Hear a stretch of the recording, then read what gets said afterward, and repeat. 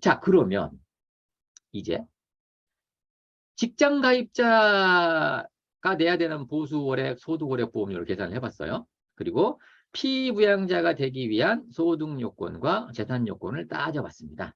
그리고 종합소득 금액과 이것들이 어떻게 이게 구분이 되는지를 방금 여기서 계산을 해봤는데, 이제 직장 가입자도 안 돼. 피부양자도 안 돼. 그러면 이제 무조건 어디로 갑니까?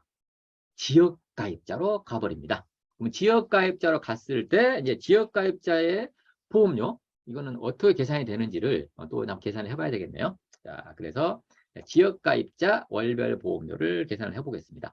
자, 지역 가입자의 이 보험료 부과 체계는 약간 다릅니다. 이 소득에 대해서만 따지는 게 아니라, 너 소득이 있어? 그럼 소득 따져볼게. 그다음에 재산 있니? 재산 따져볼 거야. 그다음에 자동차 갖고 있지? 자동차도 4천만 원 이상짜리 갖고 있어? 그러면 이것도 넣을 거야. 라고 하는 겁니다. 그래서 보험료 부과 체계가 직장 가입자나 피부양자와 약간 다릅니다. 자, 그래서 보험료 부과 체계는 이렇게 됩니다. 일단 세대 단위로 산정한다고 아까 말씀을 드렸습니다. 세대 단위로 만약에 아버지, 어머니, 나가 있다. 그러면 이걸 한 세대로 봐서 이 세 사람이 가지고 있는 소득과 재산과 자동차를 다 합해서 거기에 대해서 부과를 하게 된다라는 것이고요. 세대 단위로 부과를 하되 이 세대 단위로 보험료 부과 점수라는 걸 갖다가 구해서 보험료 부과 점수라는 걸 구한 다음 부과 점수당 금액, 지금 현재 2020년 현재 2205.3이거든요. 이걸 곱하게 되면 한 달치의 지역가입자의 건강보험료가 나옵니다. 이 건강보험료가 나오면 또 건강보험료에 또 장기요양 보험료율을 곱해서 장기요양 보험료를 또 내야 될 거고요. 이건 이제 100% 다 내야 되는 것이죠.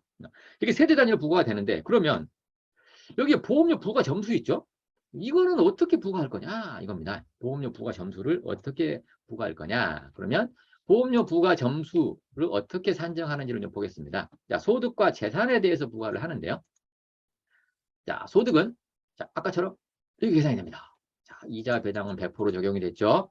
사업 기타 100%, 근로소득과 연금소득은 50%만 반영합니다. 50%만 반영합니다. 예를 들어서 연금소득이 만약에 내가 만약에 뭐 연간 2천만 원을 받는다. 그러면 2천만 원을 50%, 1천만 원만 적용하겠다 이겁니다. 반영하겠다. 1천만 원만 반영하겠다. 그리고 이제 이 또 12로 나눠야 되겠죠. 월별 보험료를 구하려면 12로 나눠서 이제 보험료 부과 점수가 나오면 거기에 대해서 적용하는 겁니다. 자, 그다음에 이 이자나 사업 근로 이거는 아까하고 똑같죠. 이거 더 이상 설명 안 드리겠습니다. 아까 분류과세 금융소득 1,000만 원 초과시, 주택임대소득, 근로소득공제, 영수소득에 들어간다라는 것들 아까 설명한 그대로고요. 자, 재산은 자 일단 토지, 건축물, 주택 이런 것도 갖고 있는 분이 있겠죠. 그러면 재산세 과세 표준이라는 걸 계산하겠네요. 재산세 과세 대상, 재산세 과세 표준을 계산하게 됩니다.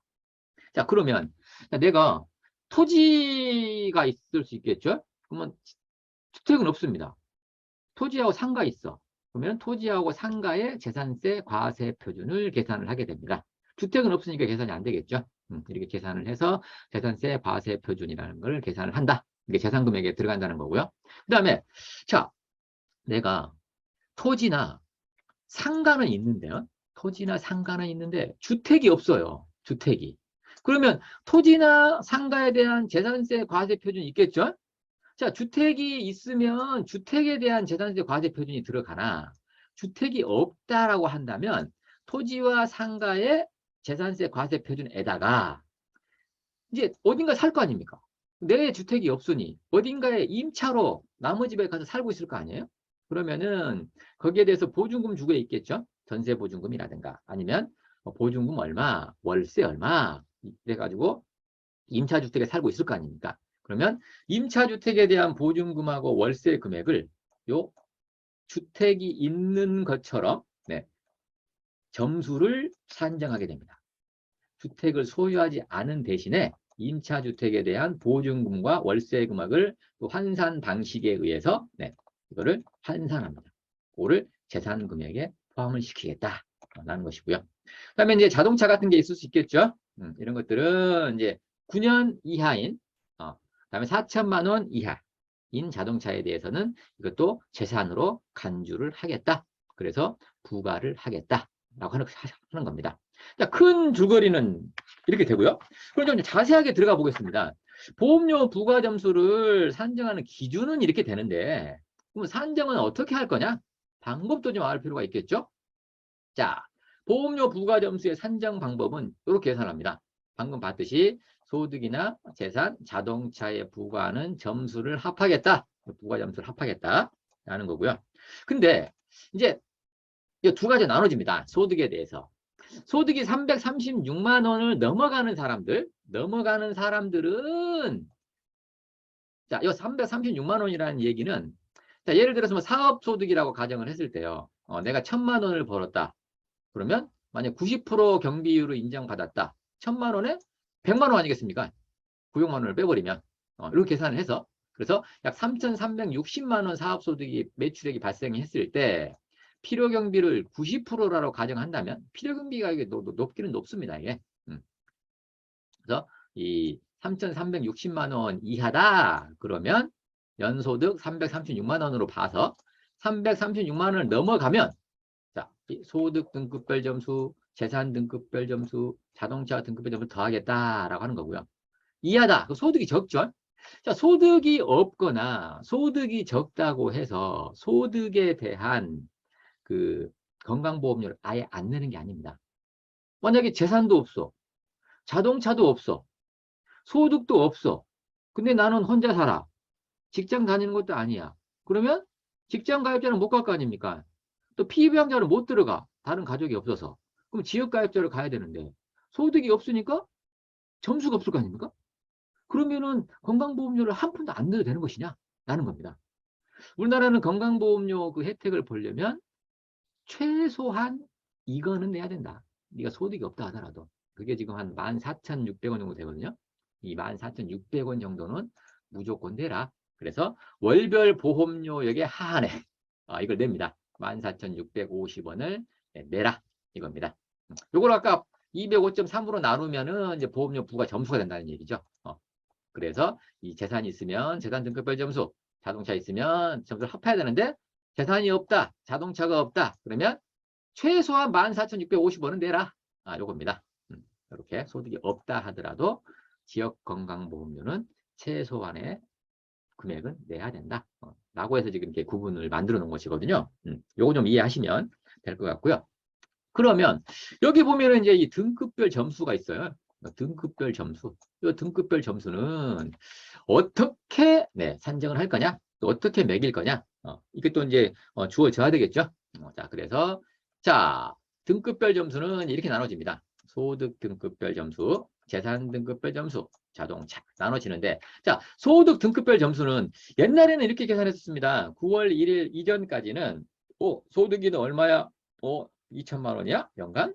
2천만 원이면은 점수 500점, 500점 점수라는 걸 부과를 했었습니다. 근데 이게 이제 그러다 보니 좀 약간 소득 월액보험료라든가 이런 것들은 점수화하지 않는데 피부양자 계산할 때도 점수하지 않는데 유독 지역가입자 계산할 때 이 소득을 갖다가 점수화 해버리니까 좀 그거 안 맞지 않냐. 응?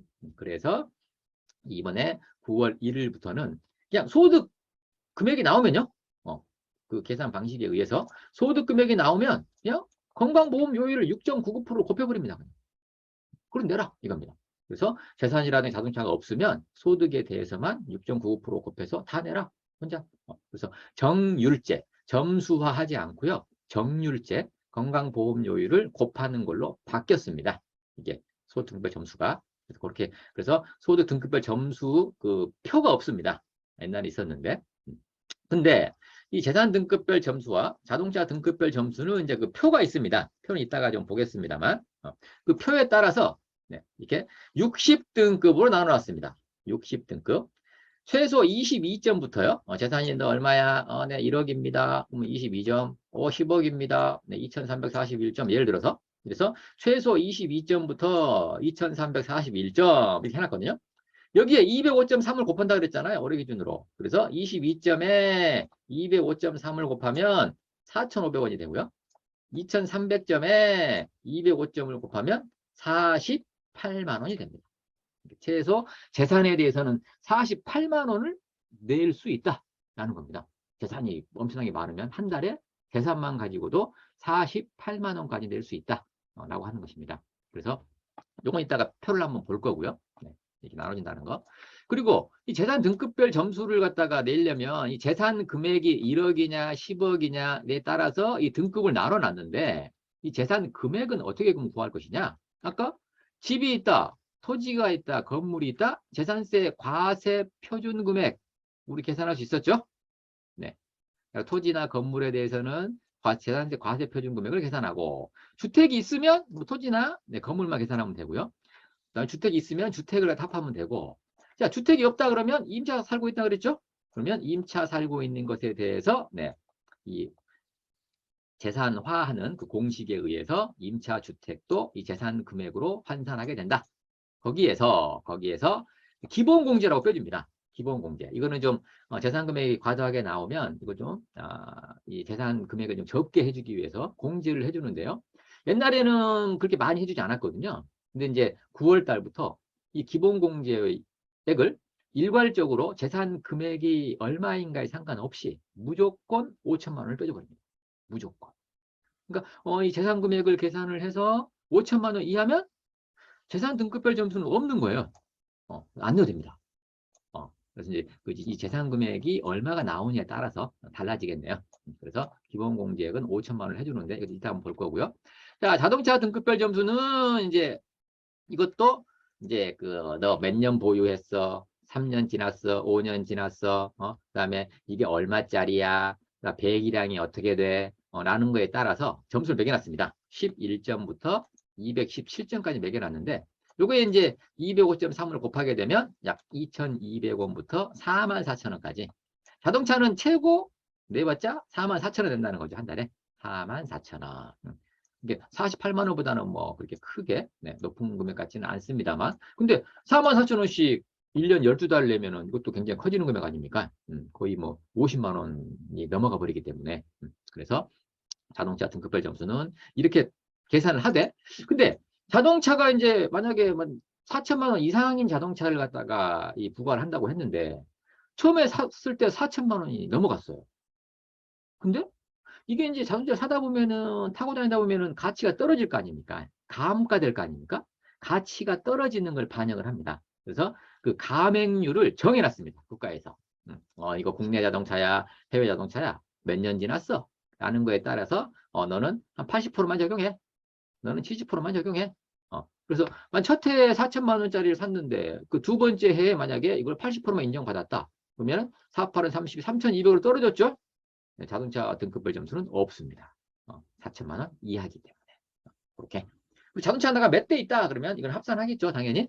등급별 점수를 합산하는 거고요.